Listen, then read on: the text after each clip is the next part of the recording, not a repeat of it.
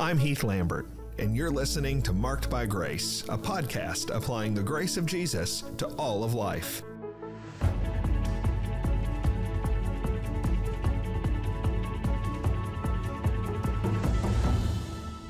There is no unchristian in the world who needs to be told that Matthew 7 verse 1 is in the Bible. It says, "Judge not, that you be not judged." That is the proof text for the repeated command from guilty people, don't you judge me. How dare you judge me? You don't have any right to judge me. Don't judge me. We all know that there is a command in the Bible not to judge. I don't think as many people know that there are also commands in the Bible to judge. In John chapter 12, verse 57, Jesus says, "Why do you not judge for yourselves what is right?" These are two verses. Listen, I'm telling you, I could fill up many podcasts with all sorts of Bible passages that talk about a right kind of judgment and all sorts of Bible passages that talk about a wrong kind of judgment. This week on the podcast, what I want to do is talk about that wrong kind of judgment. We know that when we say that somebody is being judgmental, or as my kids used to say, they're being judgy. We know when somebody's being judgy or judgmental, we're talking about the wrong kind of judgment. There's a right way to make judgments. Jesus talks about that, as I just mentioned, in Luke chapter 12, verse 57. Jesus says that the saints will judge the nations and we will judge angels. And so there's a right kind of judgment. We're not going to talk about that this week.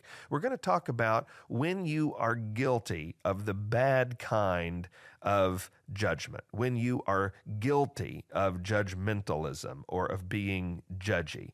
And here's what I want you to know. If you want to be sinfully judgmental, I'm going to tell you this week that all you have to do is 5 things. If you do these 5 things, or actually any one of these 5 things, then you will be guilty of the sinful kind of judgment that Jesus condemns, that he tells you not to do in Matthew chapter 7. He says, "Judge not, that you be not judged." So he's saying, hey, don't do this. There's a kind of judgmentalism that you should not do. And the first way to be guilty of it is to be harsh and ungracious.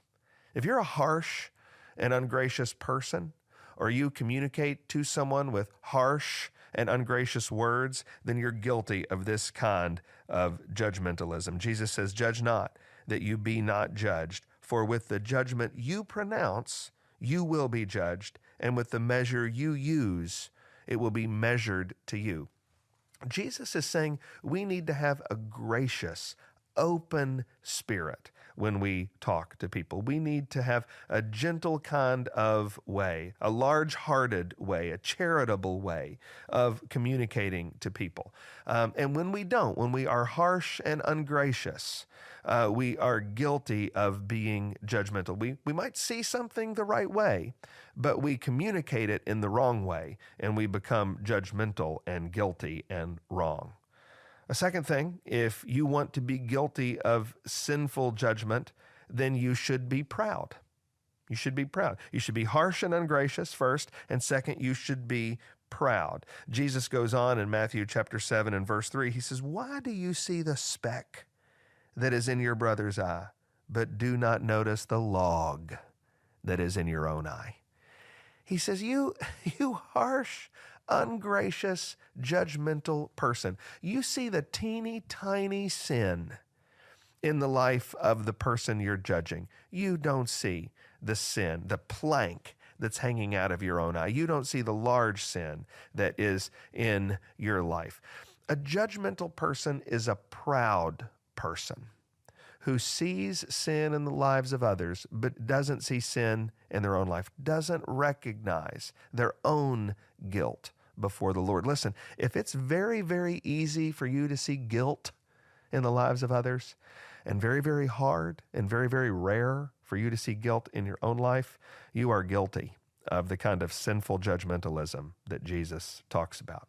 If you want to be judgy, be harsh and ungracious, be proud, and then third, be hypocritical.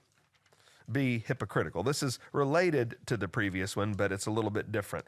In the previous one, you're proud. You just don't see it.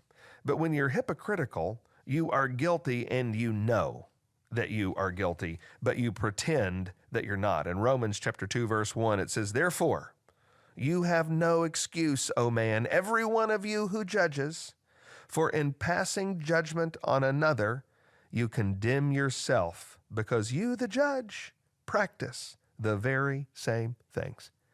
We're judgmental when we call out in others that which we know ourselves to be guilty. Romans chapter 2, verse 3 says, "Do you suppose, O man, you who judge those who practice such things and yet do them yourself, that you will escape the judgment of God?"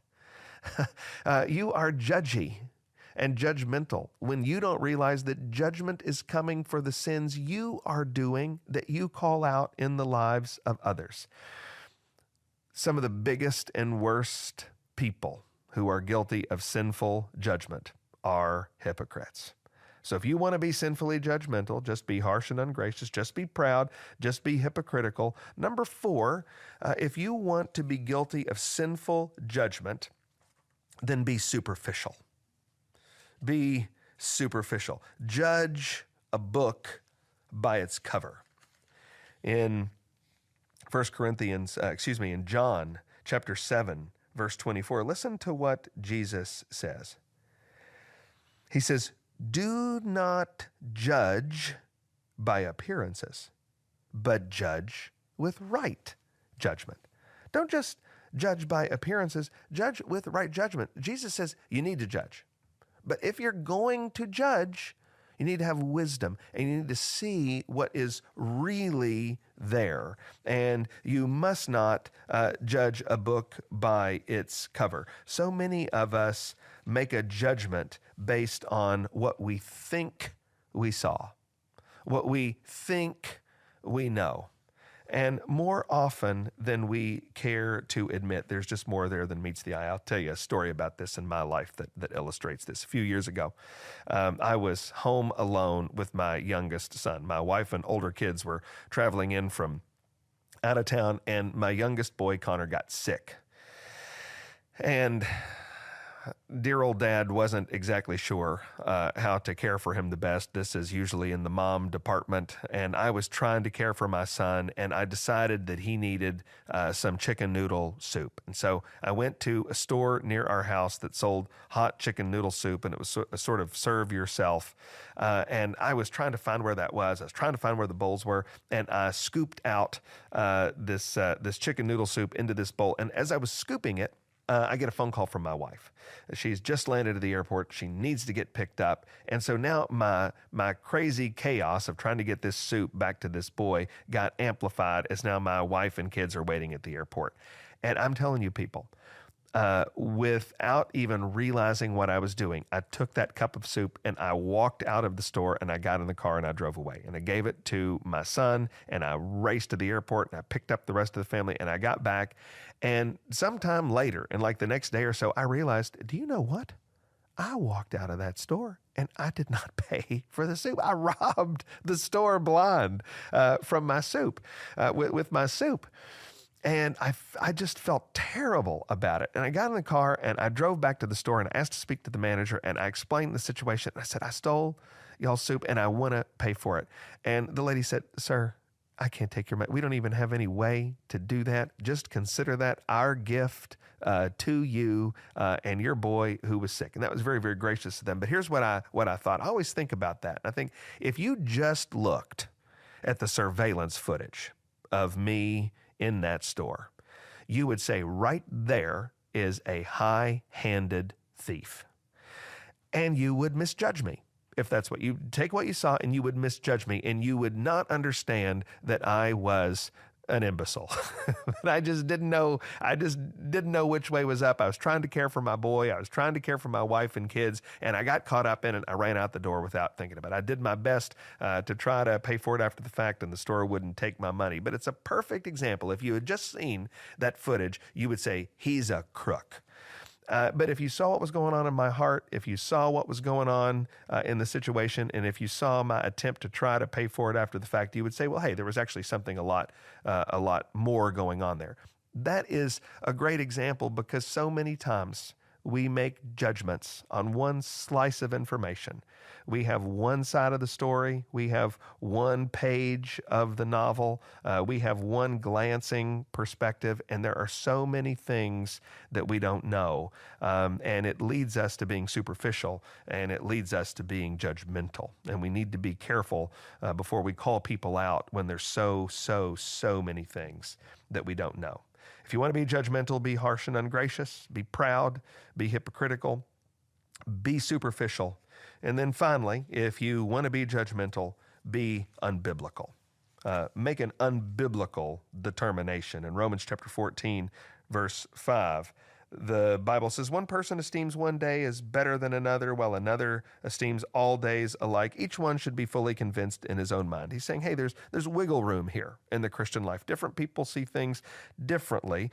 We don't die on the hill of those different things, but on what the Bible actually says. And if you're going to be a person who dies on the hill of the wiggle room, the judgment comes to you in Romans 14, verse 10. It says, why do you pass judgment on your brother? Or why do you despise your brother? We're all going to stand before the judgment seat of God. He's saying, when you judge your brother over an issue that is not clear-cut in Scripture, you're taking over the Lord's work, and you are despising your brother. He says, don't do that. Don't be judgmental. If you're going to die on a hill, die on a biblical hill. Die on something that is chapter and verse, not on something that's your favorite, your preference. So if you want to be judgmental, be harsh and ungracious, be proud, be hypocritical, be superficial, be unbiblical. Of course, if you're listening to this, you don't want to be that kind of judgmental person.